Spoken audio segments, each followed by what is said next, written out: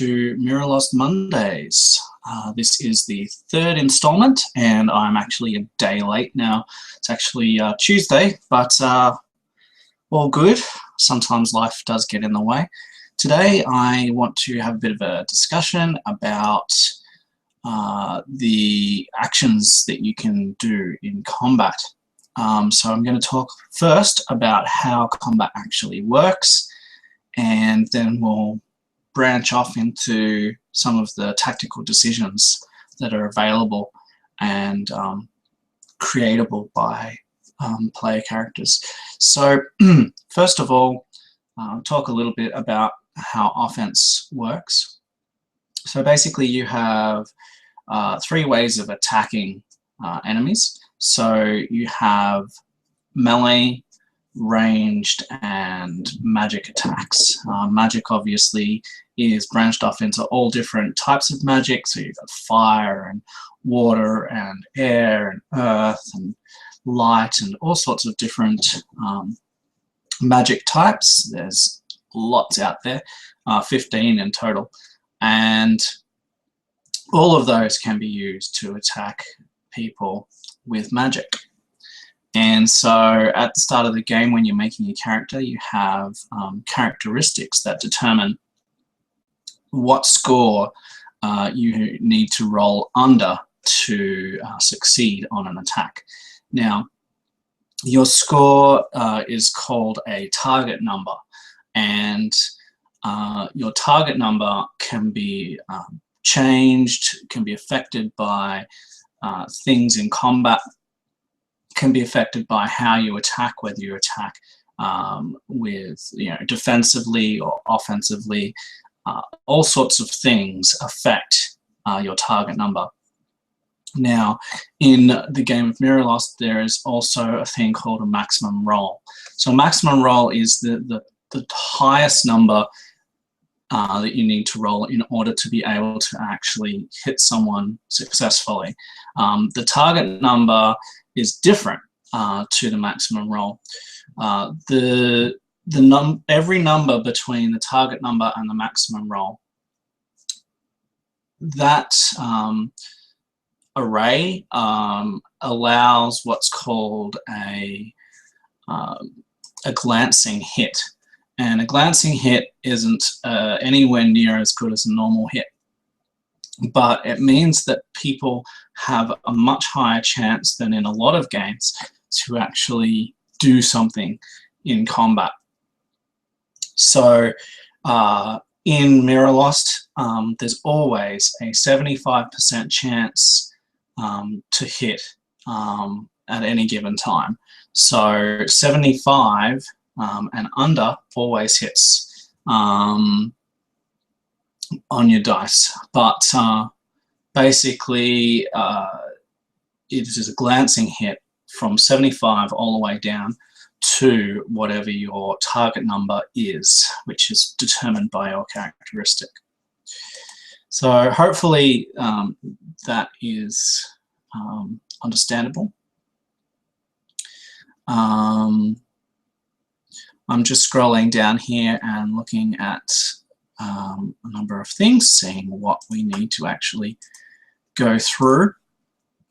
So I'm going to talk a little bit about the combat actions that you can take to manipulate what your target number actually will be. So, for example, if you take an accurate strike, what that means is when you attack, you actually get another +10 to your characteristic score, so that it's much easier to actually get a hit than it would be normally. So you're striking more accurately.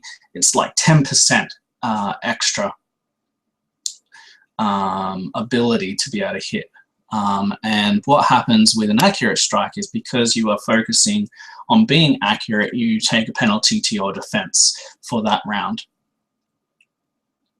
And that penalty is, again, a -10. A lot of these pluses and negatives are pretty much balanced whichever way you go.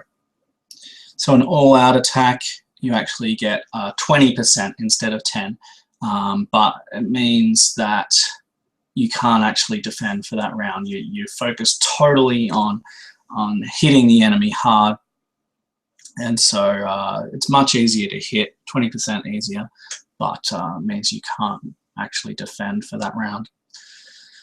So a cold shot, these are fun. There's all sorts of things that can happen on a cold shot. So there are hit points in this game, so every character has a pool of health that they have for their entire body, but individual limbs can actually be disabled if you do enough damage to them. So if you see someone that is wielding a weapon in one arm, you might decide that you want to try and attack that arm so that you will cause them to not be able to use it. So a cold shot means that it's a lot harder to hit that particular place. So you get a -15 to your target number, and if you still succeed on that -15, you are able to automatically hit your selected allocated limb when you're attacking. So that's pretty cool. A charge. So a charge means that you're running into battle.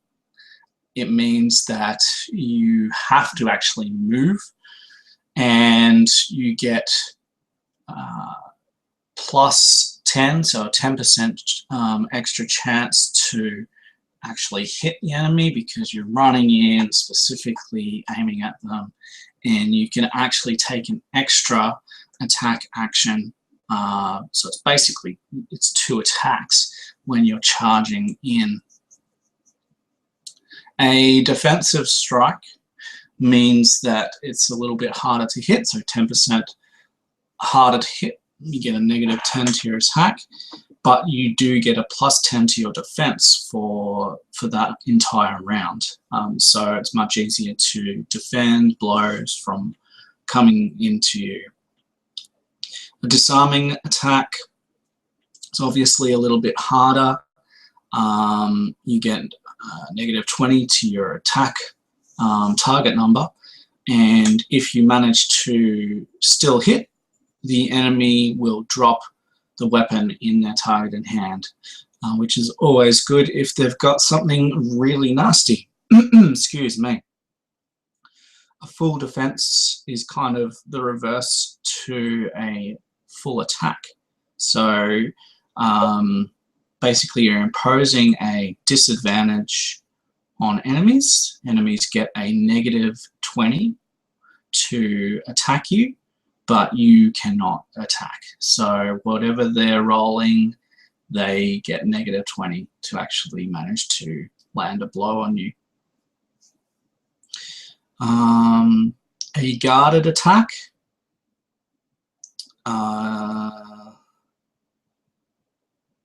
To defense. Looks like that's actually a defensive strike. So I've doubled up there. I'll have to edit that. I'm looking at my notes. That's all good. To impair an enemy, basically you get -25, so it's 25% less easy to attack.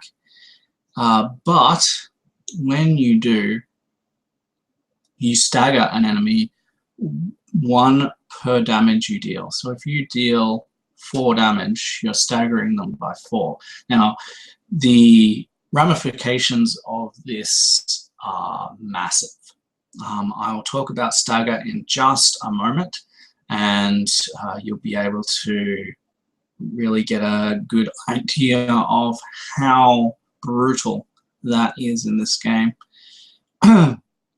So, standard attack, I probably should have read that out first, but basically It's what I said at the start. You make one attack using whatever your skill is. And last of all these attacks, you've got Vital.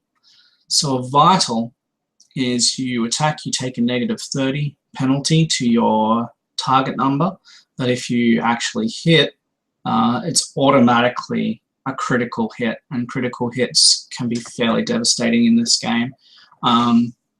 So it's quite rewarding for that. So those are, I guess, melee-focused actions. And I've got a list of ranged and area of effect actions here. So those ones are obviously, you know, if you're being defensive, if you're disarming, those things you can do in melee combat. Ranged, some of them are the same. So you've got accurate strike, which is the same, all out attack, cold shot, disarm, impair, standard attack, and vital are all the same. However, in a ranged attack, you've got aim. So you can either choose to aim as a move action. So instead of moving around, you can instead get +10 to your target number. And if you spend the full round aiming, including your action, you actually get a +20 for the next ranged attack that you make.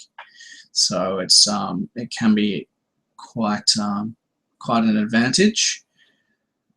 And then we've got point blank shot, which is you get +10 to your attack and -10 to defense, but an enemy cannot make an opportunity attack against you.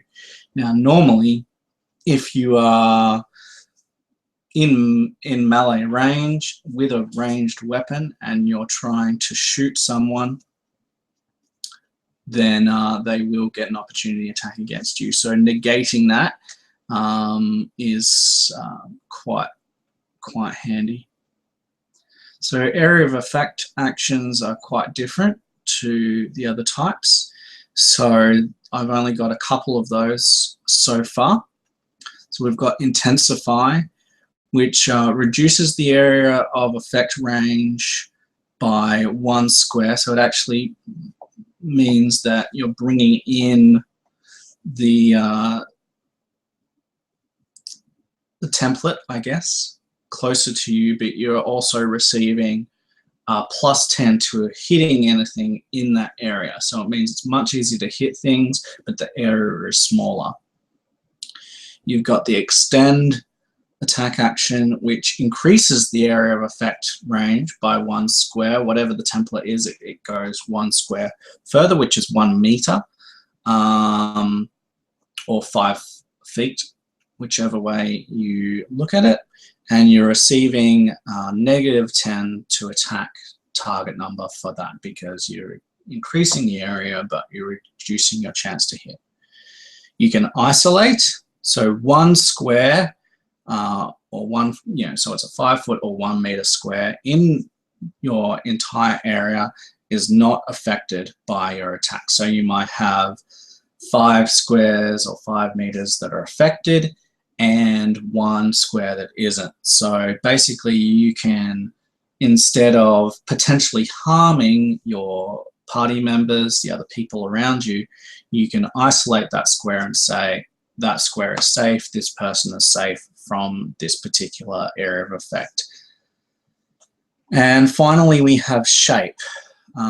So you count the number of squares you would normally affect with your area, and you choose that amount of squares anywhere in line of sight to be affected rather than your template. So usually your template is either like all around, like just around you, or it's in a specific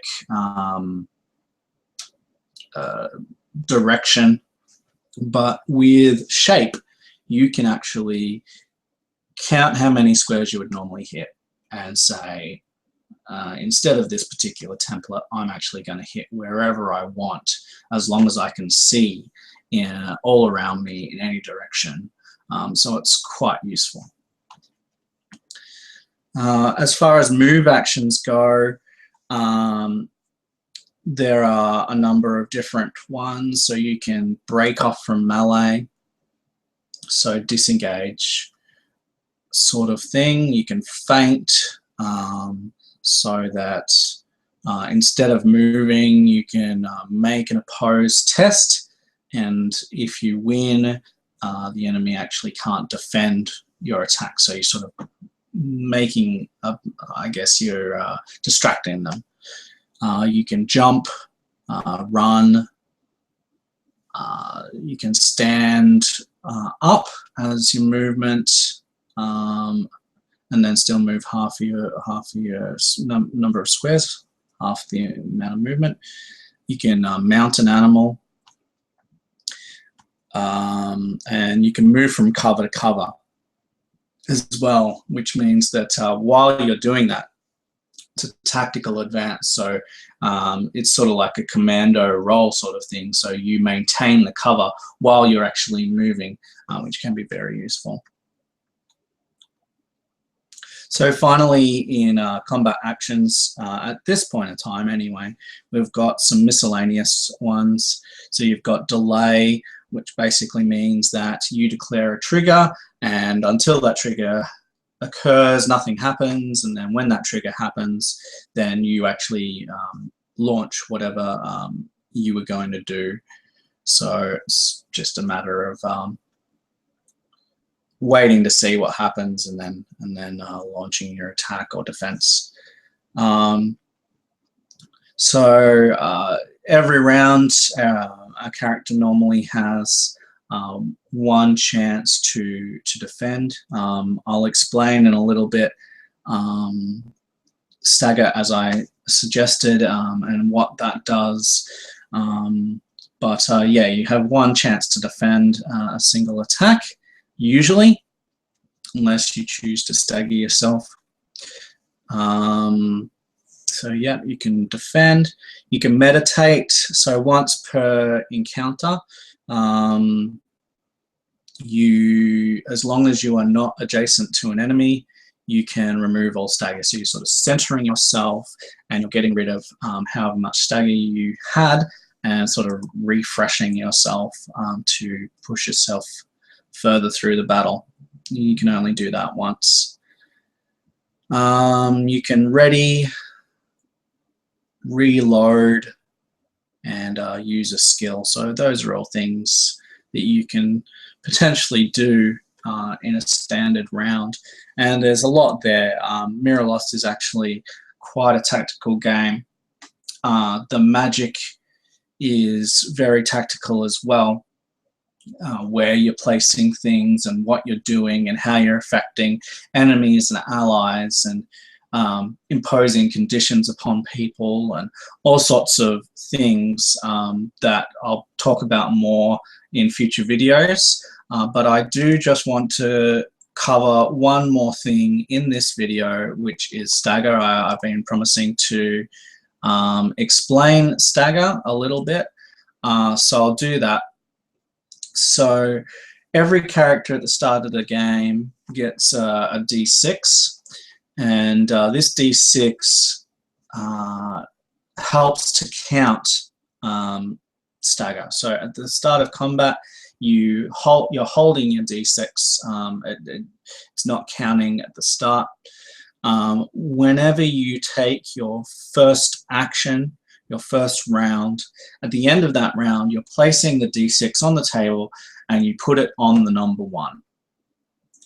And then for every subsequent round, you increase the number to 2, 3, 4, 5, and then finally 6. So it's 1 per round, and it's at the end of your round when you're increasing your die. So you've done your actions, you've moved, you've attacked, whatever you've done, you increase that die, and off you go. Now, the number that's shown on the face of the die represents how much extra damage that you take, and it also gives enemies a little, very small fraction of a chance to hit you easier, and you also get this bonus against enemies. So the longer you're in combat, the more you get hurt, the easier it is to hit enemies, the easier it is for them to hit you. When the dice shows 6 on the face, you can only take a rest or push action. So as a rest, you lose all your actions for a round, so it's a full round of just taking a breather, and you reduce the dice or the die to show 3. So basically you're spending your whole round to say, you know what, I don't want that 6, halve it back to 3. But for that whole round you can't do anything. Instead of doing that, you can choose to push yourself for the round, which is called a push action. So you take 1 level of exhaustion when you do this, and you roll the die. What happens is that whatever you roll on your die is now what your fatigue is. So if you roll a 1, it means that you're really in a much better place than what you were. You've got another sort of 5 rounds of doing stuff, but the risk is, well, as well as taking a level of exhaustion, which is fairly debilitating, as well as that, if you roll another 6 on the die, you've lost your entire turn. You stay at 6, your turn is gone, and you can try again on the next round, which still you need to either rest or push. So basically you can do nothing. On any given round, if you do nothing on your turn, your staggered dice does not increase. So if you choose to just sit there and do nothing, you can actually make it so that you're not increasing your dice, but I don't know why you would do that.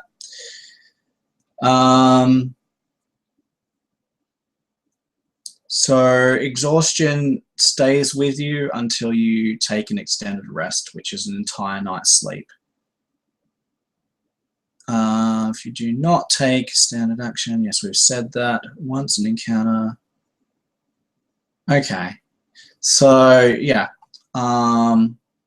when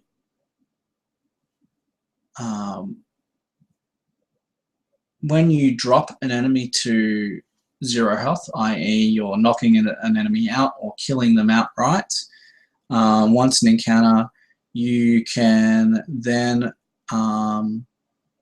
take an action to reduce your stagger by D3. So basically you roll your D6, whatever the number is that shows on the dice, you halve it, rounding it. Basically a 1 and a 2 is a 1, a 3 and a 4 is a 2, and a 5 and a 6 is 3. That's how a D3 works. So basically you're reducing your stagger amount by that much when you slay an enemy. Do that once an encounter.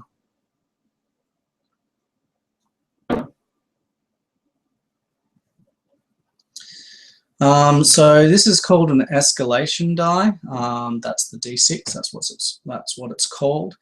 And as I said before, when you're taking defensive actions, you can have 1 for free every round. If you choose to have more, if you choose to try and defend lots of attacks against you, instead of just letting them like hit you, you can actually do as many as you want, but every single time that you do above the 1 free one that you have to increase that escalation die. So you're getting more and more fatigued the more that you actually block, the more you extend yourself. So this is all about the more you push yourself, the harder it is to actually continue on.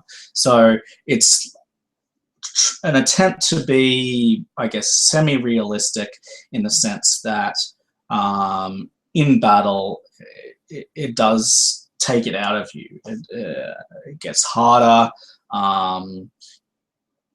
You can sort of be refreshed by or motivated when you slay an enemy. You can be refreshed if you take a breather, and then potentially go for a little bit longer. So hopefully that explains some of that. Obviously, this is all still very much in construction. It's very much in an alpha stage, so these effects, how they interact, what numbers we're using, those things are all potentially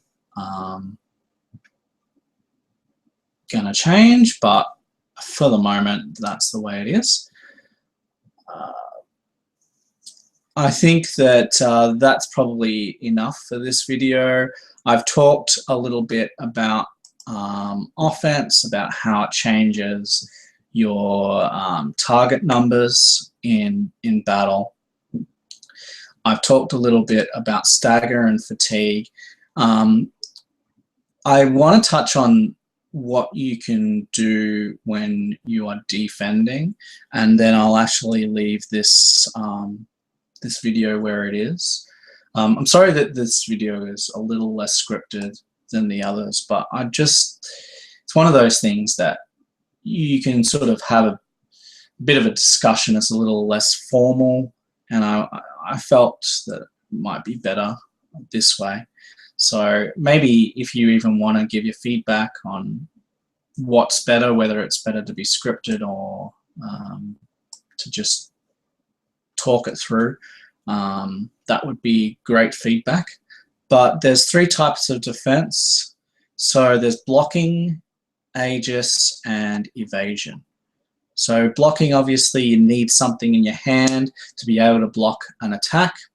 So whether it's a shield or a weapon or something, you need to actually have something there. And you obviously can only block physical attacks against you. That's one type of defense. Aegis is like a magical defense. So it's kind of like a personal magical shield. And so instead of using a block, you could potentially use Aegis. Obviously, you would need to have some training in magic. And an Aegis can only be used to defend against attacks with a magical component. So basically, it's instead of blocking a weapon attack, you can block a magical attack. And then finally, evasion. Evasion can be declared against magical or physical attacks. You have to be able to see the effect coming at you. If it comes from out of your line of sight, like from behind you where you're not looking, then you can't declare evasion. But as long as you have field of vision, then you can declare evasion. Evasion means that you jump out of the way of an attack. So instead of blocking it, either with a shield or a weapon or with your magical Aegis, you are instead jumping out of the way. And that is easier for lightly armored or unarmored defenders than it is for heavily armored defenders. Obviously, the heavier your armor, the more you're carrying, the harder it is to actually jump out of the way of something. So it's affected by a lot more things, but you can do it as a reaction to an attack, either physical or magical. So, any questions? Basically, you can ask anything you want if you're watching this, and you have questions, suggestions, comments, anything at all. It's very helpful to me. I'm pretty much, apart from a rare discussion with someone about a particular mechanic, pretty much writing this all myself. So anything that you have would be fantastic, be great to hear from you. Hopefully this has been interesting, and hopefully you've understood it. I guess I'll leave it there for today. Thank you for watching and listening, and tune in next week for another episode. I think I want to maybe start looking at some lore next week. So I haven't set in stone what that will be just yet, but we'll hopefully get into some story and look into something a little bit different. So thanks again, and as always, I'll catch you on the flip side. So catch you later.